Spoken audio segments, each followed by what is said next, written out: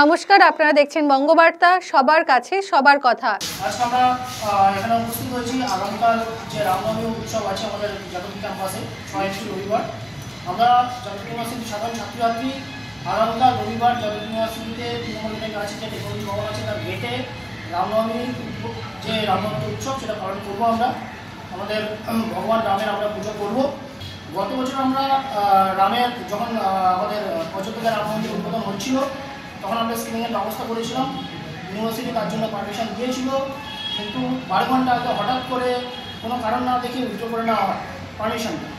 এবছর পারমিশন প্রথম থেকে বাদ দেওয়া হয়েছে।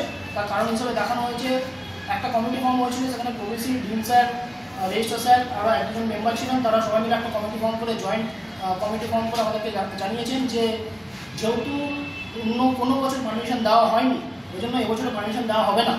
আমরা আরেকটা এটা দিয়েছি, ইনফরমেশন দিয়ে যে আমরা প্রোগ্রামটা করছি।